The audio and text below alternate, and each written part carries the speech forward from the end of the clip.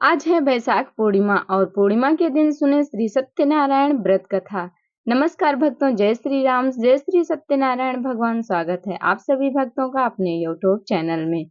आज की वीडियो में आप लोग संपूर्ण श्री सत्यनारायण व्रत कथा पाठ का श्रवण करेंगे। इस कथा में आप लोग आरती भी सुनेंगे। इस कथा को सुनने मात्र से स्वर्ग और ऐश्वर्य, धन, यश, सुख, समृद्धि प्रदान होती है। तो बिना देरी किए हुए इस कथा को तुरंत सुनिए और इस कथा का लाभ उठाइए। वीडियो को बिना स्किप किए हुए पूरी कथा सुनना, तभी आप लोगों को संपूर्ण लाभ मिलेगा। तो चलिए बिना देरी किए हुए आप लोगों को सुनाते हैं। सबसे पहले आप लोग श्री सत्यनारायण व्रत कथा अध्याय 1 सुनेंगे। सबसे पहले भगवान श्री सत्यनारायण के चरणों में शीश झुकाते हैं, उन्हें नमस्कार करते हैं, प्रणाम करते हैं। उसके बाद हम कथा का प्रारंभ करते हैं। श्री सत्यनारायण व्रत कथा प्रारंभ। अध्याय 1। एक समय नैमिषारण्य तीर्थ में सौनकादि 88,000 ऋषियों ने श्री सूत जी से पूछा, हे प्रभु, इस कलयुग में वेद विद्या रहित मनुष्यों को प्रभु भक्ति किस प्रकार मिलेगी तथा उनका उद्धार कैसे होगा? हे मुनि श्रेष्ठ, ऐसा कोई तप कहिए जिसमें थोड़े समय में पुण्य प्राप्त होए तथा मनोवांछित फल मिले। वह कथा सुनने की हमारी इच्छा है। सर्वशास्त्र ज्ञाता श्री सूत जी बोले, हे वैष्णवों में पूज्य, आप सबने प्राणियों के हित की बात पूछी है। अब मैं उस श्रेष्ठ व्रत को आप लोगों से कहूंगा जिस व्रत को नारद जी ने लक्ष्मी नारायण से पूछा था और लक्ष्मीपति ने मुनि श्रेष्ठ नारद से कहा था, सो ध्यान से सुनो। कथा का पहला अध्याय। एक समय योगीराज नारद जी दूसरों के हित की इच्छा से अनेक लोकों में घूमते हुए मृत्यु लोक में आ पहुंचे। यहाँ अनेक योनियों में जन्मे हुए प्रायः सभी मनुष्यों को अपने कर्मों द्वारा अनेकों दुखों से पीड़ित देखकर सोचा, किस यत्न के करने से निश्चय ही दुखों का नाश हो सकेगा। ऐसा मन में सोचकर विष्णु लोक को गए। वहां श्वेत वर्ण और 4 भुजाओं वाले देवों के इस नारायण को, जिनके हाथों में शंख, चक्र, गदा और पद्म थे तथा वरमाला पहने हुए थे, देखकर स्तुति करने लगे। हे भगवान, आप अत्यंत शक्ति से संपन्न हैं तथा वाणी और मन भी आपको नहीं पा सकती। आपका आदि मध्य अंत नहीं है।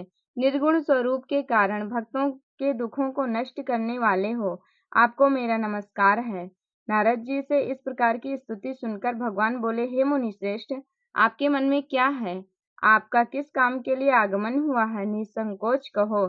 तब नारद मुनि बोले, मृत्युलोक में सब मनुष्य जो अनेक योनियों में पैदा हुए हैं, अपने अपने कर्मों के द्वारा अनेक प्रकार के दुखों से दुखी हो रहे हैं। हे नाथ, मुझ पर दया रखते हो तो बताइए कि उन मनुष्यों के सब दुख थोड़े से ही प्रयत्न से कैसे दूर हो सकते हैं। श्री भगवान जी बोले, हे नारद, मनुष्यों की भलाई के लिए तुमने बहुत अच्छी बात पूछी है। जिस काम के करने से मनुष्य मोह से छूट जाता है, वह मैं कहता हूँ, सुनो। बहुत पुण्य देने वाला स्वर्ग तथा मृत्युलोक दोनों में दुर्लभ एक अत्यंत उत्तम व्रत है। आज मैं प्रेमवश होकर तुमसे कहता हूँ।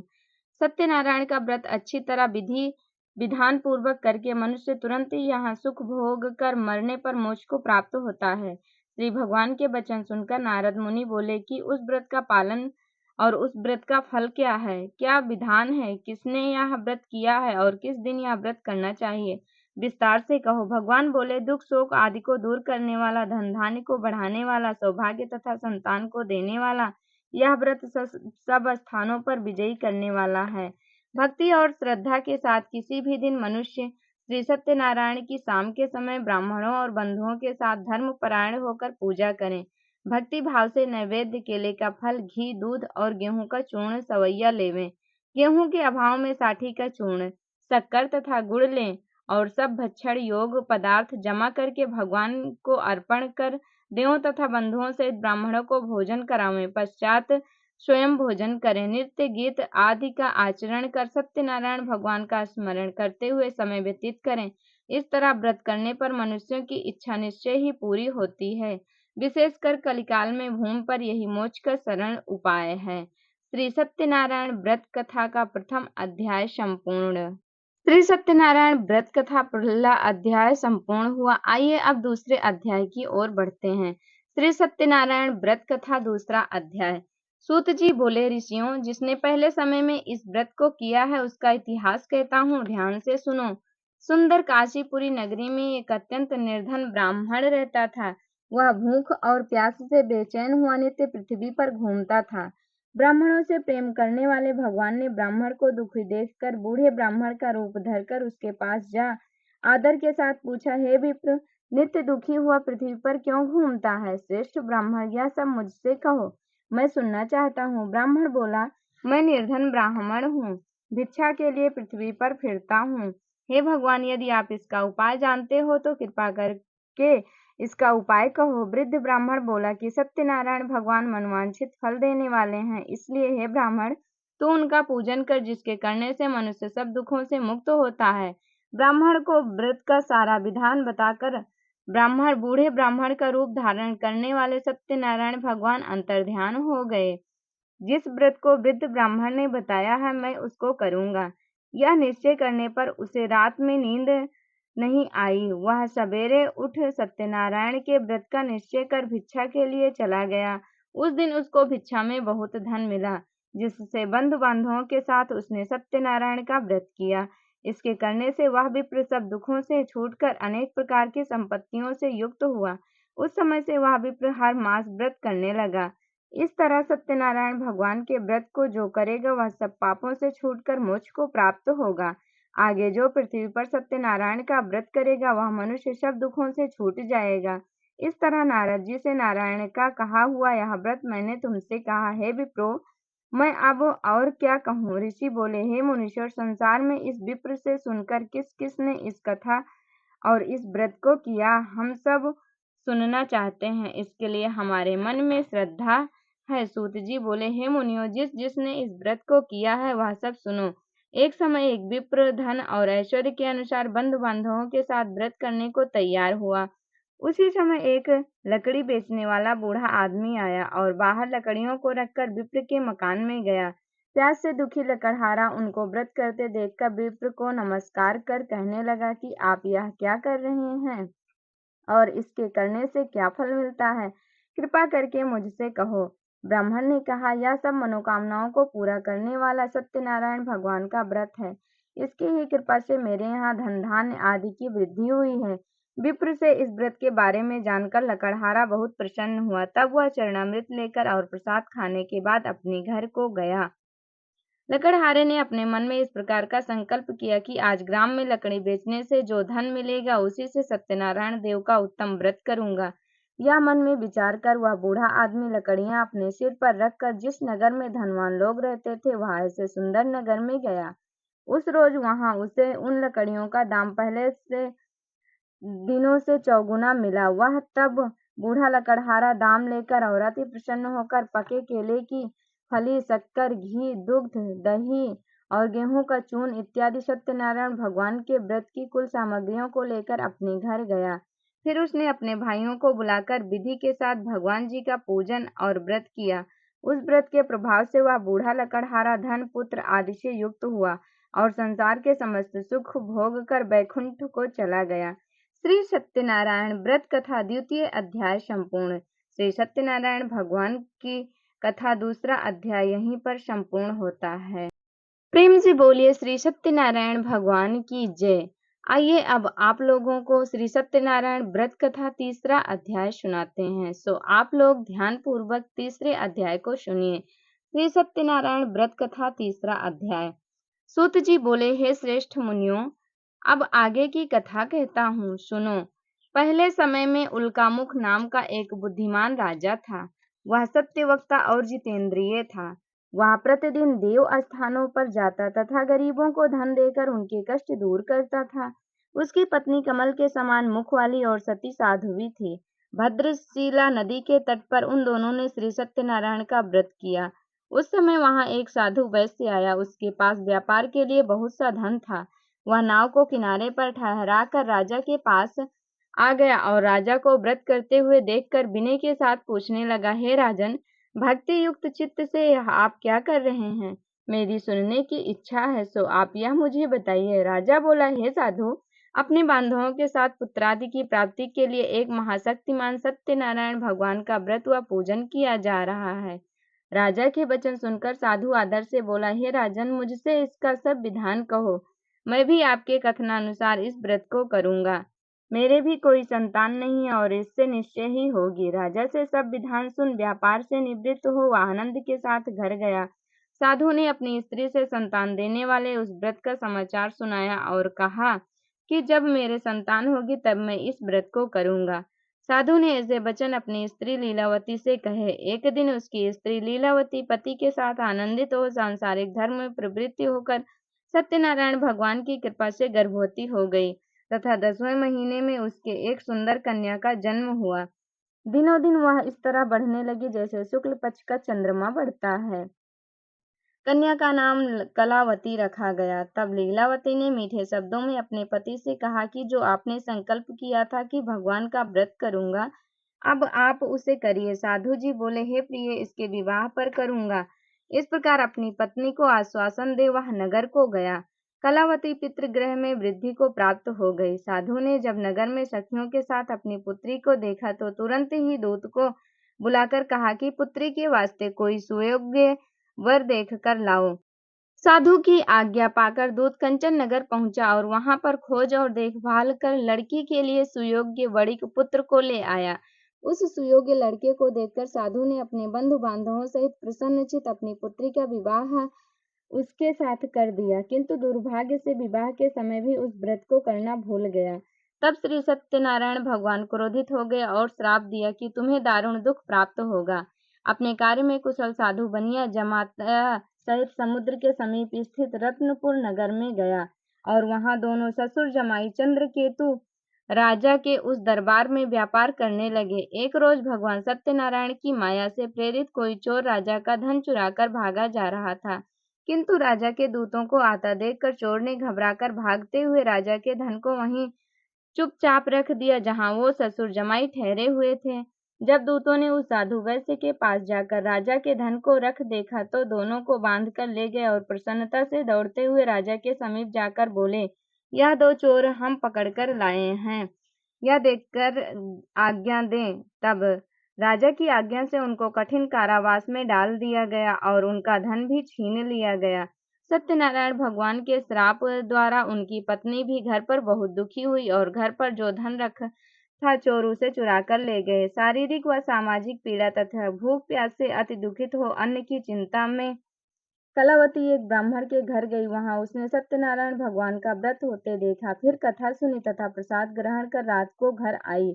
माता ने कलावती से कहा, हे पुत्री, अब तक कहाँ रही, वह तेरे मन में क्या है? कलावती बोली, हे माता, मैंने एक ब्राह्मण के घर श्री सत्यनारायण का व्रत देखा है। कन्या के वचन सुनकर लीलावती भगवान के पूजन की तैयारी करने लगी।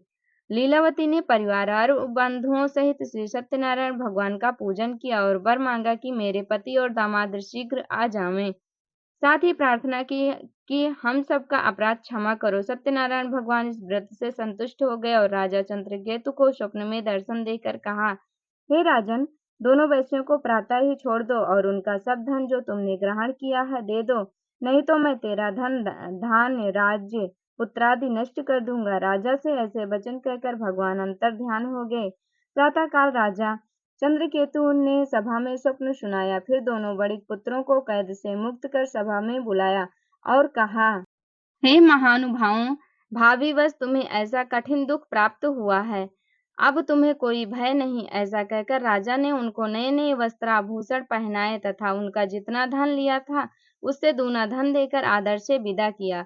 दोनों वैसे अपने घर को चल दिए। श्री सत्यनारायण व्रत कथा का 3य अध्याय संपूर्ण। श्री सत्यनारायण भगवान की व्रत कथा का 3रा अध्याय यहीं पर संपूर्ण होता है।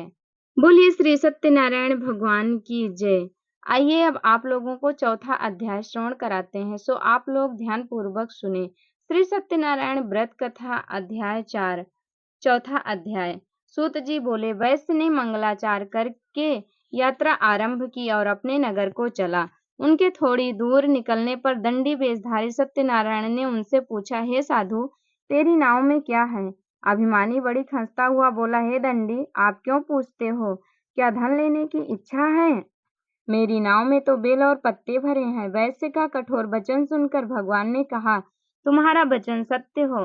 दंडी ऐसा कहकर वहां से दूर चले गए और कुछ दूर जाकर समुद्र के किनारे बैठ गए। दंडी के जाने पर वैश्य ने नित्य क्रिया करने के बाद नाव को ऊंची उठी देखकर अचंभा किया तथा नाव में बेलपत्ते आदि देखकर मूर्छित हो जमीन पर गिर पड़ा।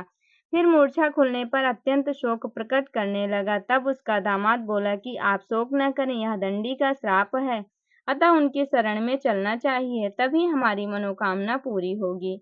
दामाद के वचन सुन वह दंडी के पास पहुंचा और अत्यंत भक्ति भाव से नमस्कार करके बोला, मैंने जो आपसे असत्य वचन कहे थे उनको क्षमा करो। ऐसा कहकर महान शोकातुर हो रोने लगा। तब दंडी भगवान बोले, हे वणिक पुत्र, मेरी आज्ञा से बार बार तुम्हें दुख प्राप्त हुआ है, तू मेरी पूजा से विमुख हुआ। साधु बोला, हे भगवान, आपकी माया से ब्रह्मा आदि भी आपके रूप को नहीं जानते, तब मैं अज्ञानी कैसे जान सकता हूँ। आप प्रसन्न हो जाइए, मैं सामर्थ्य के अनुसार आपकी पूजा करूंगा। मेरी रक्षा करो और पहले के समान नौका में धन भर दो। उसके भक्ति युक्त वचन सुनकर भगवान प्रसन्न हो उसकी इच्छा अनुसार वर देकर अंतर्ध्यान हो गए। तब उन्होंने नाव पर आकर देखा कि नाव धन से परिपूर्ण है। फिर वह भगवान सत्यनारायण का पूजन कर साथियों सहित अपने नगर को चला।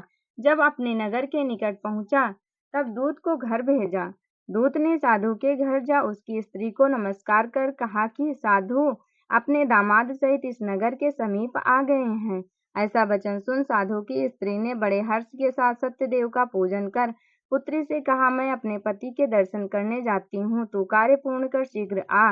माता के ऐसे वचन सुनकर कलावती प्रसाद छोड़कर पति के पास गई। प्रसाद की अवज्ञा के कारण सत्यदेव ने रुष्ट हो उसके पति को नाव सहित पानी में डुबो दिया। कलावती अपने पति को न देखकर रोती हुई जमीन पर गिर गई। इस तरह नौका डूबा हुआ तथा कन्या को रोता हुआ देख साधु दुखित हो बोला, हे प्रभु, मुझसे या मेरे परिवार से जो भूल हुई है उसे क्षमा करो। उसके दीन वचन सुनकर सत्यदेव प्रसन्न हो गए और आकाशवाणी हुई, हे साधु, तेरी कन्या मेरे प्रसाद को छोड़कर आई है, इसलिए इसका पति अदृश्य हुआ है। ऐसी आकाशवाणी सुनकर कलावती ने घर पहुंचकर प्रसाद खाया, फिर आकर पति के दर्शन किए। तत्पश्चात साधु ने बंधु बांधवों सहित सत्यदेव का विधि पूर्वक पूजन किया। इस प्रकार वह श्लोक का सुख भोग कर अंत में सर्वलोक को गया। श्री सत्यनारायण कथा का चतुर्थ अध्याय संपूर्ण। श्री सत्यनारायण भगवान की कथा का चौथा अध्याय यहीं पर संपूर्ण होता है। बोलिए श्री सत्यनारायण भगवान की जय। आइए अब आप लोगों को श्री सत्यनारायण व्रत कथा का 5वां अध्याय श्रवण कराते हैं, सो आप लोग ध्यान पूर्वक सुने। श्री सत्यनारायण व्रत कथा 5वां अध्याय। सूत जी बोले, हे ऋषियों, मैं और भी कथा कहता हूँ, सुनो। प्रजापालन में लीन तुंगध्वज नाम का एक राजा था। उसने भी भगवान का प्रसाद त्याग कर बहुत दुख पाया। एक समय वन में जाकर वन्य पशुओं को मारकर वह बड़ के पेड़ के नीचे आया। वहां उसने ग्वालों को भक्ति भाव से बांधवों सहित सत्यनारायण जी का पूजन करते देखा। राजा देख कर भी अभिमानवश वहां नहीं गया और न नमस्कार ही किया। जब ग्वालों ने भगवान का प्रसाद उसके सामने रखा तो वह प्रसाद त्याग कर अपनी नगरी को चला गया। वहां उसने अपना सब कुछ नष्ट पाया तो वह जान गया कि यह सब भगवान ने ही किया है, क्योंकि मैंने प्रसाद को ग्रहण नहीं किया था। तब वह विश्वास कर ग्वालों के समीप गया और विधि पूर्वक पूजन कर प्रसाद खाया तो सत्यनारायण देव की कृपा से सब कुछ पहले जैसा ही हो गया। फिर दीर्घ काल तक सुख भोग कर मरने पर स्वर्ग लोक को गया। जो मनुष्य इस परम दुर्लभ व्रत को करेगा, भगवान की कृपा से उसे धन धान्य की प्राप्ति होगी। निर्धन धनी और बंदी बंधन से मुक्त होकर निर्भय हो जाता है। संतानहीनों को संतान की प्राप्ति होती है तथा सब मनोरथ पूर्ण होकर अंत में वैकुंठ धाम को जाता है। जिन्होंने पहले इस व्रत को किया, अब उनके दूसरे जन्म की कथा कहता हूँ। वृद्ध सतानंद ब्राह्मण ने सुदामा का जन्म लेकर मोक्ष को पाया। उल्कामुख नाम का राजा दशरथ होकर वैकुंठ को प्राप्त हुआ। साधु नाम के वैश्य ने मनोरथ बनकर अपने पुत्र को आरे से चीरकर मोक्ष को प्राप्त किया। महाराज तुंगध्वज ने स्वयंभू होकर भगवान में भक्ति युक्त हो कर्म कर मोक्ष प्राप्त किया। श्री सत्यनारायण कथा का 5वां अध्याय संपूर्ण। बोलिए श्री सत्यनारायण भगवान की जय। श्री सत्यनारायण व्रत कथा का सभी अध्याय संपूर्ण होता है। अभी तक आप लोग श्री सत्यनारायण व्रत कथा सुन रहे थे। आइए अब आगे आप लोगों को श्री सत्यनारायण जी की आरती भी सुनाते हैं, सो आप लोग ध्यान पूर्वक श्रवण कीजिए। श्री सत्यनारायण जी की आरती। जय लक्ष्मी रमणा श्री जय लक्ष्मी रमणा, सत्यनारायण स्वामी जनपातक हरणा, श्री जय लक्ष्मी रमणा। रतन जड़ित सिंहासन अद्भुत छवि राजे, स्वामी अद्भुत छवि राजे। नाद करत निरंतर, नाद करत निरंतर, घंटा ध्वनि बाजे, श्री जय लक्ष्मी रमणा। प्रगट भये कलि कारण, दुज को दरस दिए, स्वामी दुज को दरस दिए। बूढ़ा ब्राह्मण बनकर, बूढ़ा ब्राह्मण बनकर, कंचन महल किए, ओम जय श्री लक्ष्मी रमणा।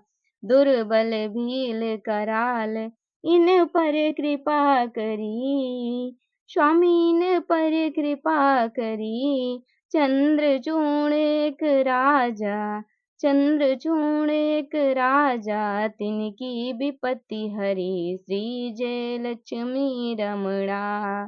वैश्य मनोरथ पायो, श्रद्धा तज दीनी, स्वामी श्रद्धा तज दीनी। सो फल भोग्यो प्रभु जी, सो फल भोग्यो प्रभु जी, फिर स्तुति कीन्ही, श्री जय लक्ष्मी रमणा। भाव भक्ति के कारण छिन छिन रूप धरो, स्वामी छिन छिन रूप धरो।